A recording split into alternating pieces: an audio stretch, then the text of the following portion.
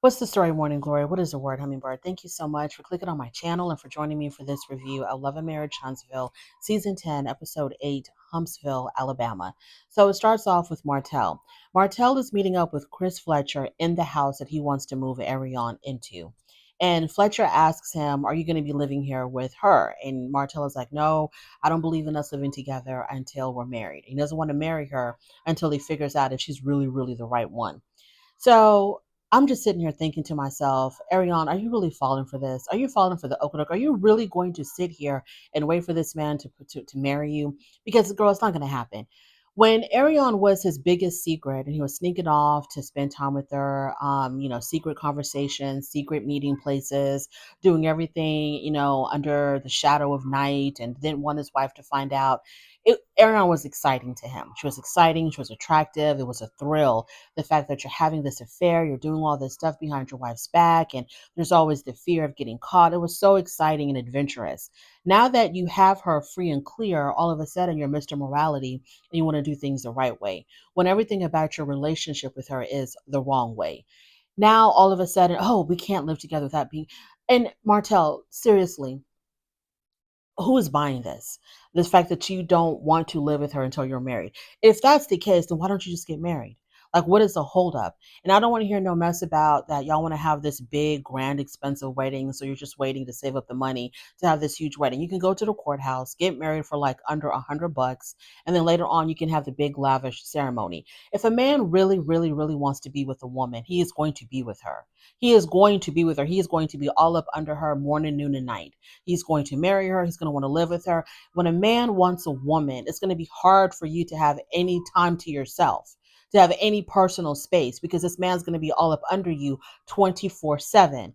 So obviously, the thrill of being with Ariane has completely died down. She's not as exciting anymore. Maybe she's not as attractive anymore. And now it's boring. Now you're just in a regular schmegular relationship dealing with the regular schmegular ups and downs of a relationship. And who the hell wants that? Now it's boring, it's tired, and it's played. And it's not exciting anymore. So I don't think that Martell has any intentions of marrying Ariane, because if he did, he would have married her. As soon as the ink was dry on his divorce to Melody, he would have gone to the courthouse and he would have not to the courthouse, to the church or wherever, and he would have married this woman immediately. But the reason why um they're still together. Obviously, Ariane is in love with him or in a serious like with him or whatever it is. She really wants to be with him because she put her whole entire reputation on the line to be with this man. So obviously, Ariane still wants to be with Martell. Martell stuck it through with Ariane because he didn't want to make it look like he gave up his wife and his marriage for a piece of ass. He doesn't want to make it look like I lost everything just to have a piece of ass on the side. So he's sticking with her to make it seem as if Ariane was worth losing Melody. So they're together for like the wrong reasons, right? They started off wrong and they're staying together for the wrong reasons. He has to keep up this facade that, Ariane is the one that I really want. I never didn't really want Melody. Ariane is the one that I really want to be with, and she was worth, breaking up my family. She was worth me getting a divorce. She was worth the embarrassment, the humiliation. She was all worth it because I'm still with her, knowing damn well that if he had a choice, Martell probably would have left Ariane because the thrill is gone. And now you constantly talking about, oh, I'm not going to live with her until we get married. You're all Mr. Morality now. It's hilarious, Martell. You look like a fool. It's absolutely hilarious because where were your morals when you were sneaking off and having an affair with her? Where were your morals then? Now all of a sudden, you're all Christian and moral. I don't want to do things out of. You had a child out of wedlock. This is your mistress. You are cheating on your wife, committing infidelity for her. Everything you were doing was against the Bible. It was against morality. And now every time somebody asks you, when y'all going to get married? Well, I don't believe in living with a woman without being married to her. Get the hell out of here. Martell, we know that you're a fool and that you're foolish, but Ariane, what say you about all of this? What say you about all of this? And why isn't Ariane on the damn show?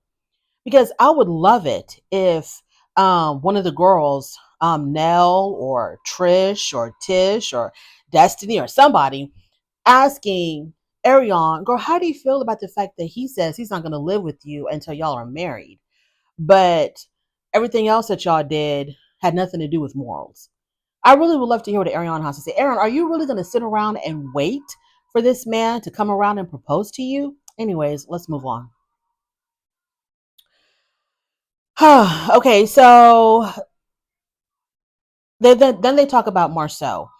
Chris says that Martell and Marsau are acting like two big bitches, which they are. Which they are. These are two grown men, in their 40s or 50s or however old they are, two very mature adult men, and all they can do is be like, "Oh, but you said this about me. You said that about me. You said this about my wife, and you said this about my fiance."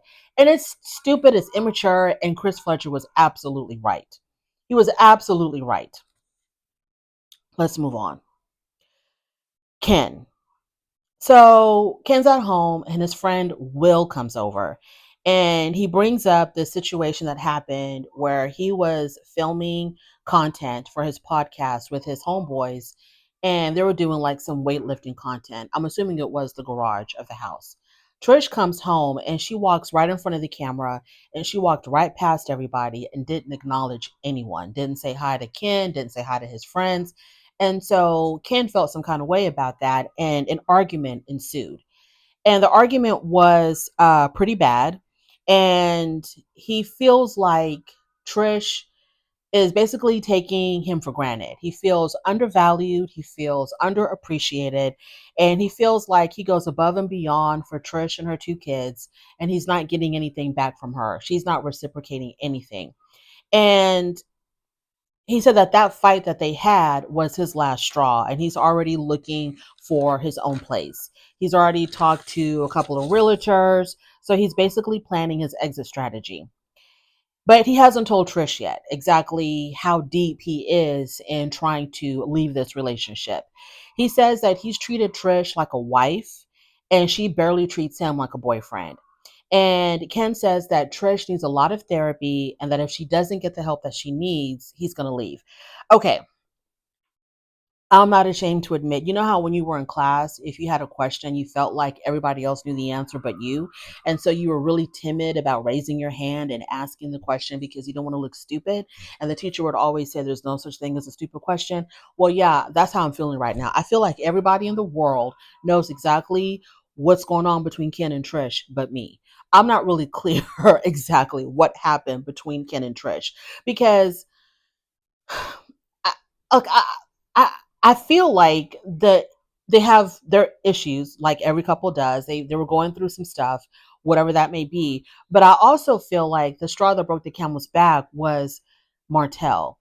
And what I mean by that is last season when Ken and Trish first came on the scene, and it was really evident that Trish and Martell had some type of a history.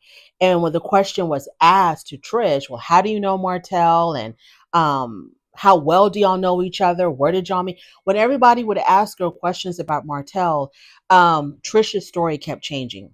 She'd be very evasive, or she would give conflicting information, or she would just straight out lie about her dealings with Martell. And Martell looked like he was enjoying watching her squirm and watching her crack under pressure because he wasn't helping out the situation either.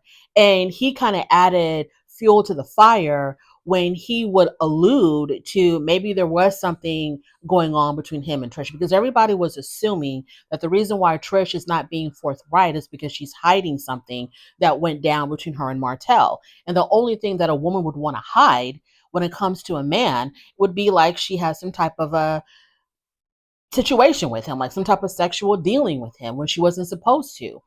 So, and Martell was like very evasive and he was playing very coy about it. And, you know, he was kind of like adding on to the mystique or the mystery of him and Trish.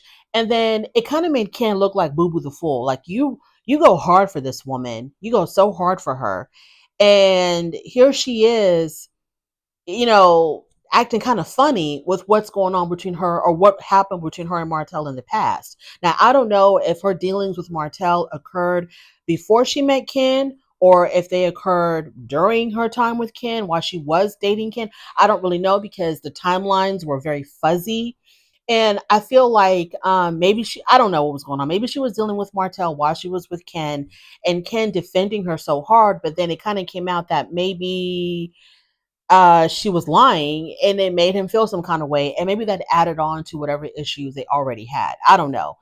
But I'm not really clear. I'm not crystal clear on what's going on between Ken and Trish and exactly why they're having this huge fallout. Besides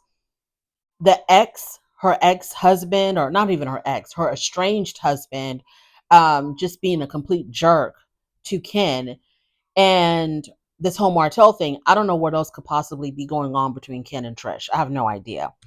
So that's my little spiel on Ken and Trish. Marsau. The scene with Marsau and his oldest daughter, to me, was just propaganda. It was just propaganda. It was like a long, drawn out commercial of Marsau trying to promote himself as Father of the Year. I feel like maybe he knows that his reputation is suffering because of all the things that Martell has been doing on YouTube, interviewing his alleged mistress and all this other stuff. So he wants to clean up his image by spending all of this time with his daughter so that he can look like, he's a family man. He's a wholesome family man, and he would never, cheat on his wife or whatever the hell.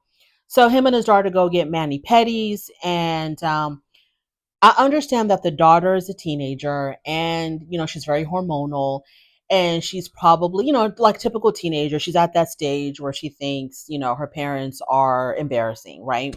And so they're constantly giving you smart answers, and they have all this attitude, and they're rolling their eyes at you all the time.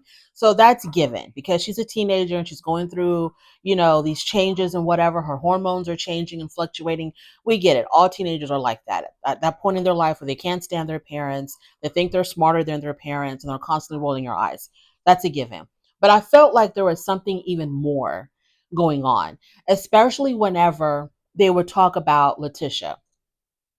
And the daughter would speak extremely highly of her mother, very, very highly of her mother. And, she kind of like downplayed her dad. And I get it that girls would be naturally closer to their mothers, especially when they're becoming young women. They gravitate closer to their mothers and they feel like their dads don't understand them. But like I said, I feel like there is something slightly deeper. It, to me, and I could be wrong, to me, it almost seemed like she was going to constantly put her mother on a pedestal because she has seen what her mother has gone through in that house with that man. That's what it seemed like to me. I feel like she's protective of her mother, and she wants to paint this almost perfect picture of her mother because she's seen what Letitia has gone through dealing with Marsau.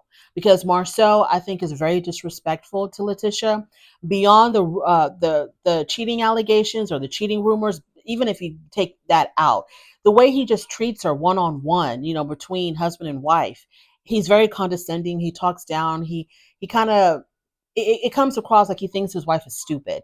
And I know there has been times in that house that maybe the children have seen Trish crying or try not Trish, seeing Tish cry or try not to cry in front of her kids. I'm pretty sure they've seen some stuff because it seemed like his daughter was very protective of Letitia, and just like she just didn't want her mom to look bad or didn't want anything negative said about her mom, which is natural, which is expected. But to me, it was even like from the look in her eye, like the look on her face and how she was acting, it was almost as if she's being very protective of her mom because she knows that her mom has been through some stress dealing with Marsau. Let's move on to Trish. So Trish meets up with Destiny and her friend. I think her friend's name is Deb.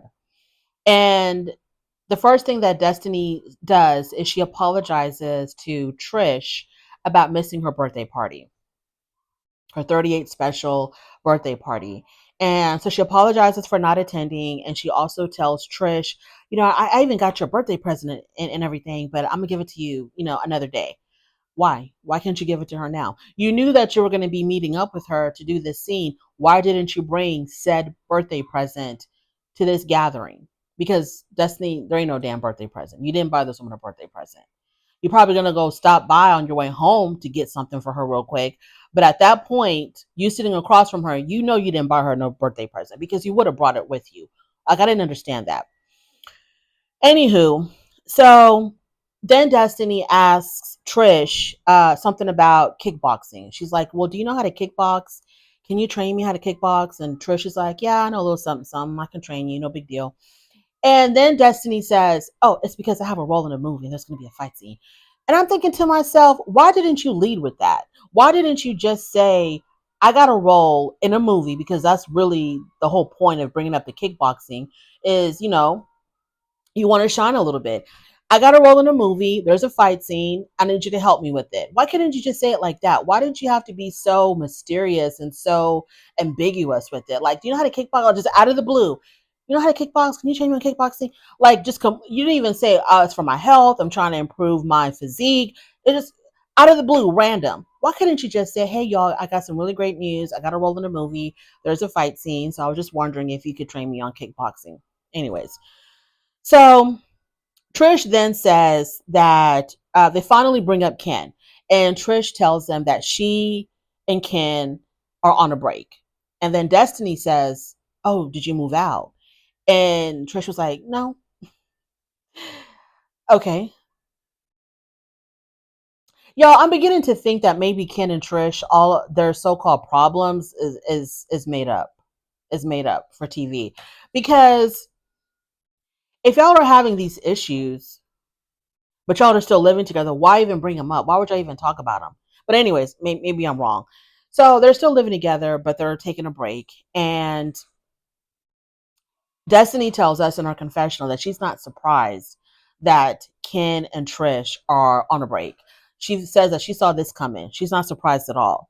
Destiny also acknowledges that Trish may not be telling the whole truth on exactly what's going on between her and Ken because Trish has a history of lying. And then they show us a montage of last season of the scenes where Trish was getting caught up in lies whenever it came to explaining her relationship with Martell.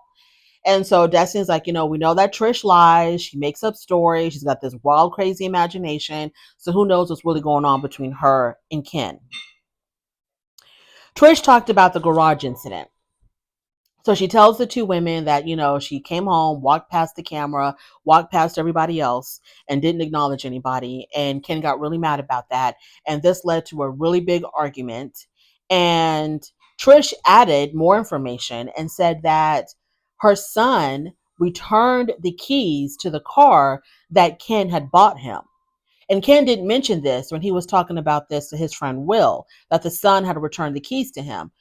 And I'm thinking to myself, what exactly was said in this argument? Because for the son to do that, for Trisha's son to return the car back to Ken, that's major. Like, what was said exactly that would cause her son to be like, you know what, you can take your car back?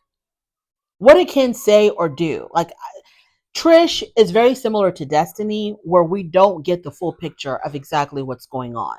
Okay, when they're deep in it, they don't talk about it. They put up this facade that everything is perfect. Then, when they really can't stand each other anymore and they really are pissing each other off, all of a sudden now they want to come to the public and be like, okay, yeah, we're not really getting along.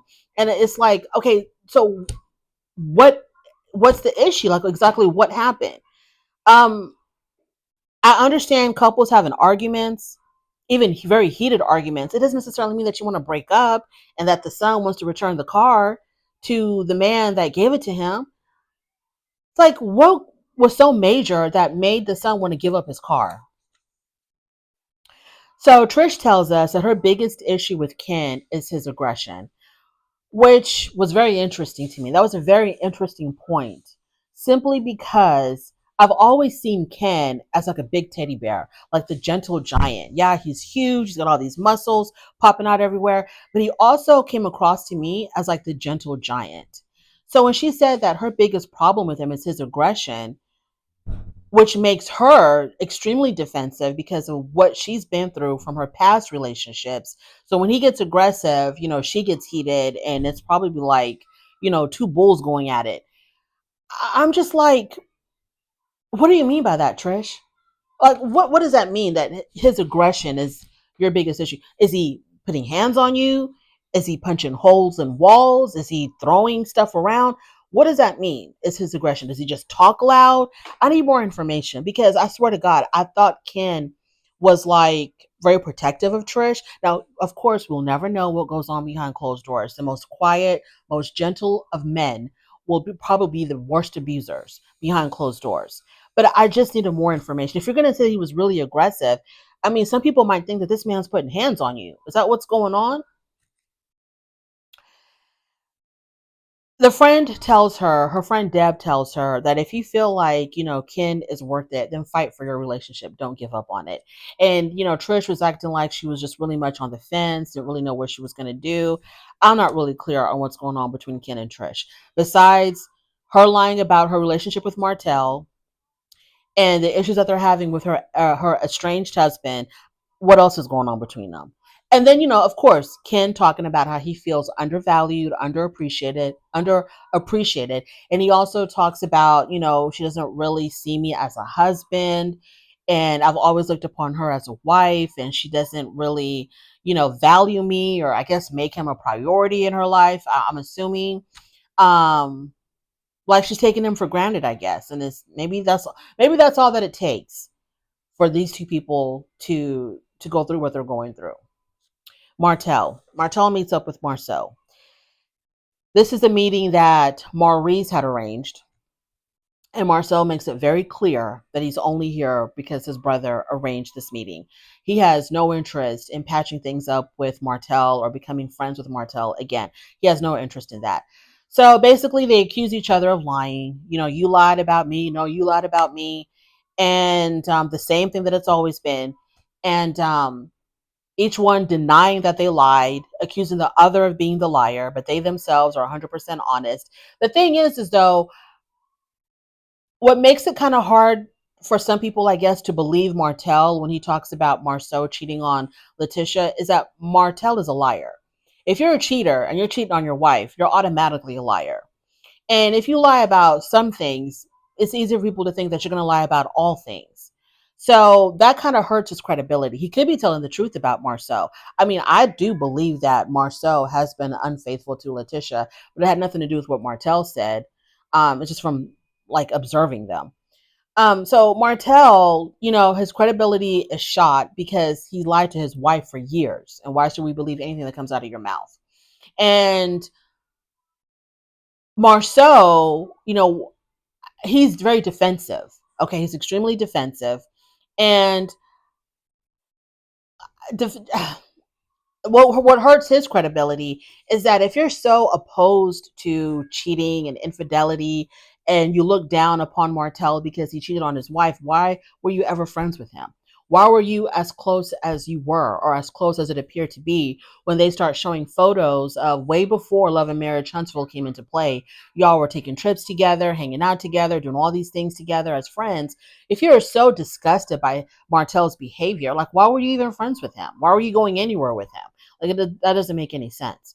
And I think what really made Martell the way he is towards Marsau is that when he got caught, cheating, or when it was exposed that he had a mistress, Marsau was very critical, and Maurice. They were both very, very critical of him. They kind of like were very judgmental towards him. And he probably thought that either they were going to be silent on that whole issue of him cheating on Melody, or they were going to come to his defense in some way. And they did neither. Instead, they just criticized him and judged him and distanced themselves from him. And they're like, "Oh my God, we can't believe that you would do this to your wife." And he was like, "Oh, I can't believe that you would do this to your wife. You're doing the same thing I'm doing, 10 times worse." And I think that's really what started it, is the fact that he was judged by them for something that they themselves were also doing. And he wasn't going to put up with that. So he came guns blazing. But anyway, that's old history. That's way in the past. But them having this meeting was just stupid to me, unnecessary. And then it finally ends with them promising each other that they will not talk about each other or each other's wives ever again. And Marsau does not believe that Martell is going to hold up to his end of the agreement. He thinks that Martell is going to go right back to being Martell. He says Martell is going to be Martelling again and start, slinging mud at Marsau and his wife again.